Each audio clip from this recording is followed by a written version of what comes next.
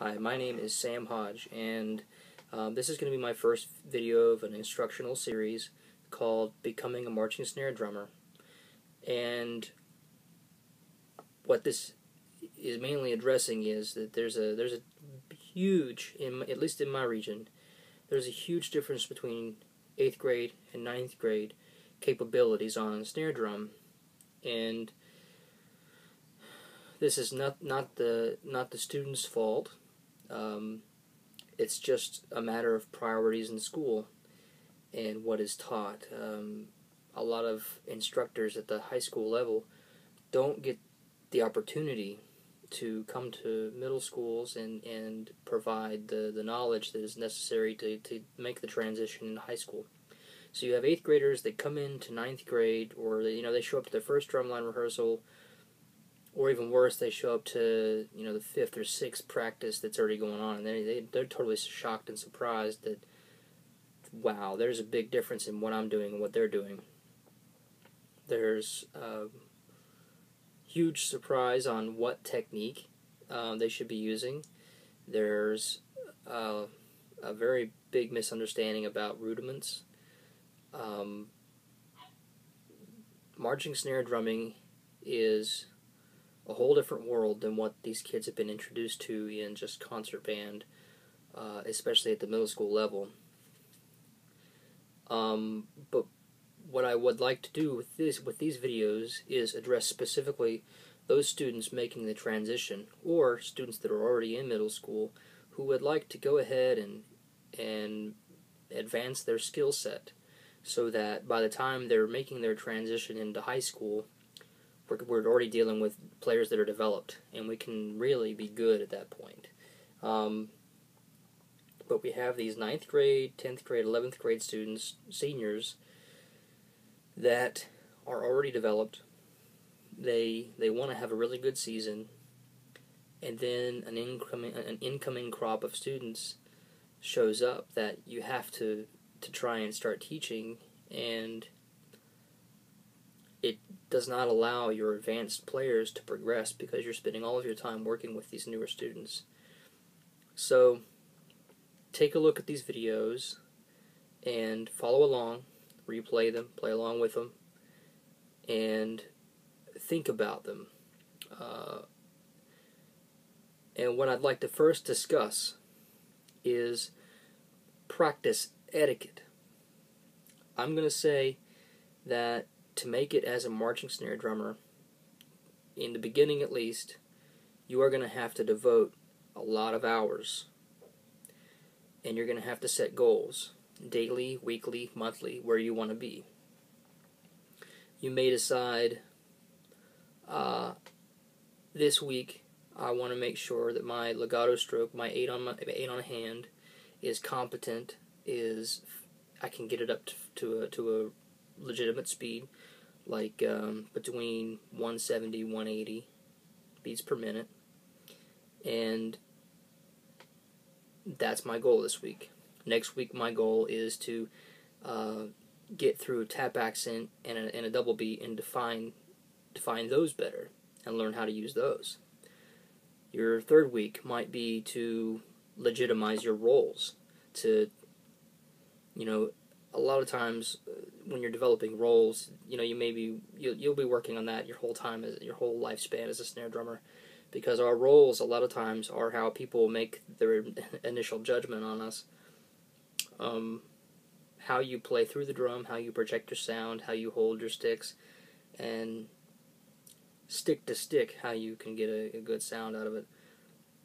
But I'm going to say this: you cannot become a legitimate marching snare drummer by practicing just a couple hours a week, or just by showing up to practice and listening to what the instructor says and trying to kind of hack through it. What you need to do is come up with some rules for your practice. 1. No distractions. Take your cell phone, set it aside, put it on silent. Don't think about it. That's a huge issue. Don't have the TV on. just keep your mind clear and focused on what you want to do. And I understand that's not always easy to do. Next, time. Set aside a specific time and don't cheat yourself. Because if you cheat yourself, you're not going to get anything done.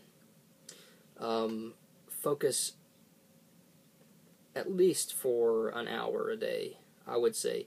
If you are one of these kids that's in 8th grade and you are looking to try and make, say it's April, and you're looking to try and make the drum line in a couple months, say there's a deadline of even middle of May, say you're trying to accomplish this, you're going to have to practice a lot. I'm not saying 1 hour a day, I'm probably going to say 2 hours a day minimum to make a huge transition, because you are developing an entirely new set of skills.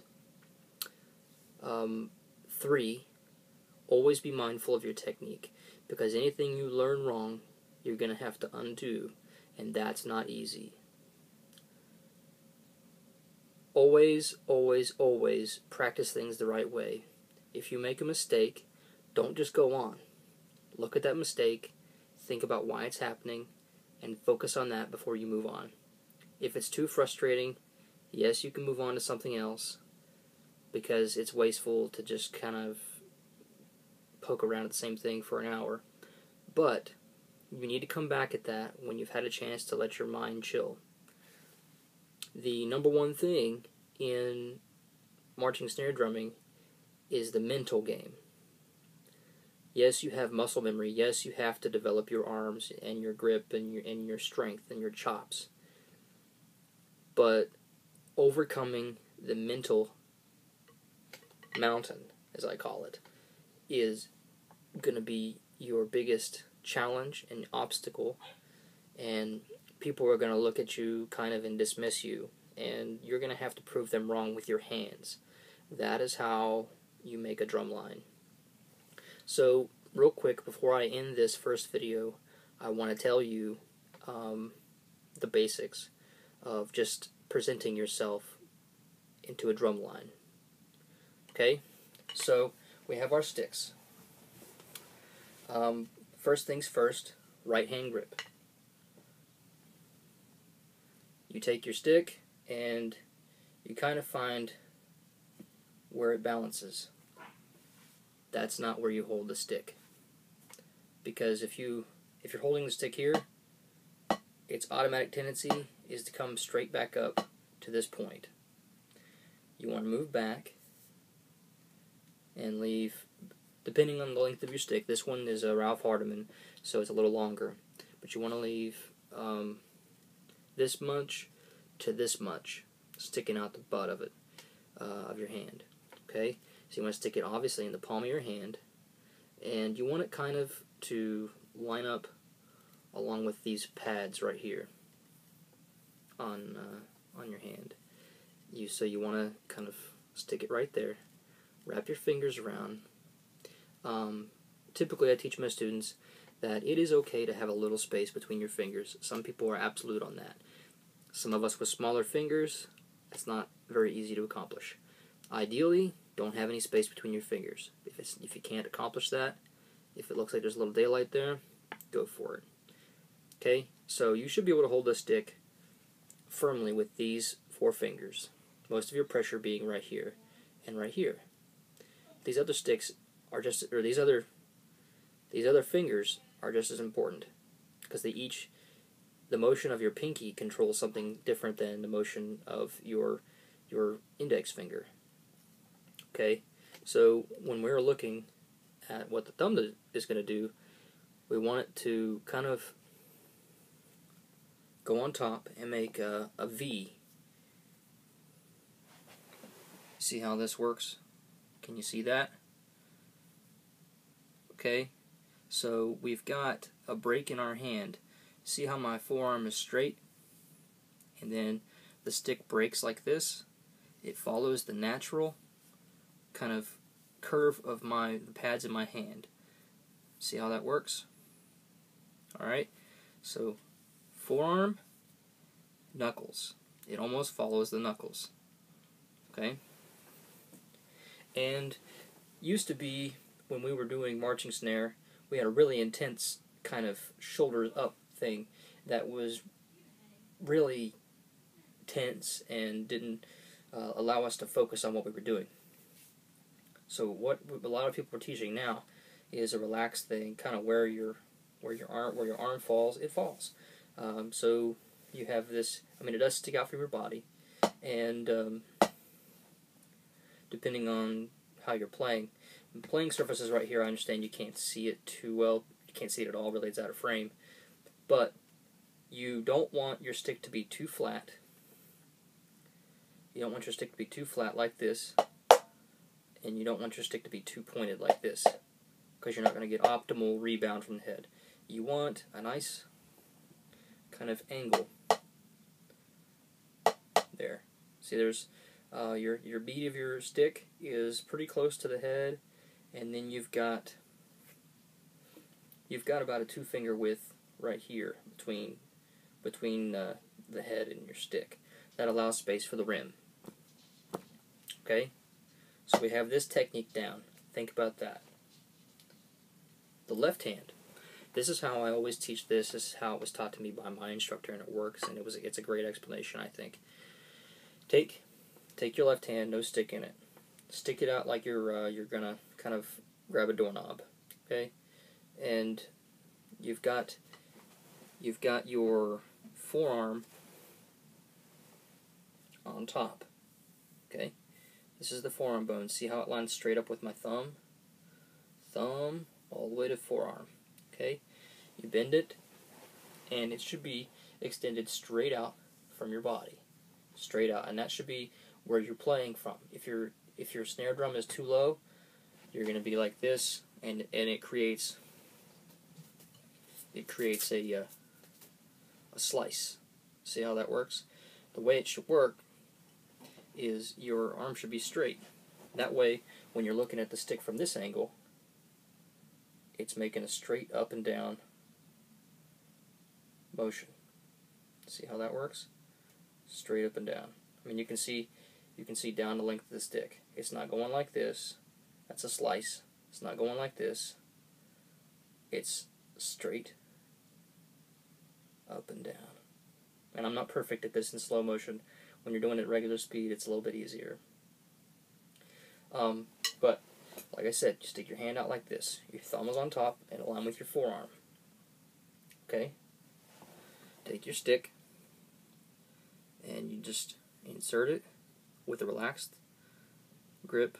Kind of lift it to see where the weight balance is nice. Okay? So you stick it in there, in that little pocket between your thumb and your forefinger. Okay? And you wrap your forefinger around. It doesn't have to be crazy tight or anything on there. Just lay it on top. Okay? And then your thumb, in a relaxed way, rests on top of that. The knuckle, right there, the knuckle on your thumb should rest on the first knuckle of your index finger, like that. Kind of depends on the size of your hand, but okay. So we've inserted that there. Now, I always say your fingers should form a natural C when you're doing this. Okay, so you've got this. Rest the stick on your index finger, or not your index, but your ring finger. It should rest right. It should rest right on that pad, that little indentation right there where the nail meets the knuckle. It's gonna sit right on it. Okay, so you've got 3 fingers, and you see my pinky follows the line of my ring finger. What you want that to do is just kind of, you want your pinky to follow the contour of your ring finger and just be there, relaxed, not hanging down loose or doing whatever down here. You want it to just, your index finger, your ring finger, and your pinky finger should make a C. okay? And your middle finger, as you can see, some lines want it sticking straight out like that. I prefer it just to be relaxed and on there. Okay?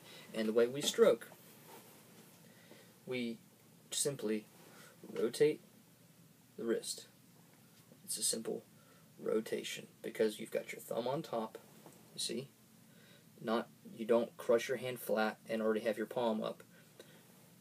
What happens when you already have your palm up and you're playing like this, you don't have anywhere to rotate because your hand is already bent. You're looking at the underside of your forearm like this, and you have nowhere to rotate your arm but like that far, and it hurts.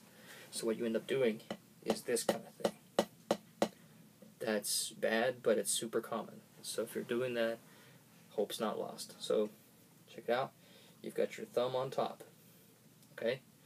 And you can rotate your wrist all the way. See how that works? Alright? And see with I'm kind of out of shape. I'm 29 and I haven't marched in a long time. So I have what's called instructor chops. It's harder for me to just rotate my hand and hold my stick at vertical. Typically, I used to be able to just sit there and hold it like that with no problem.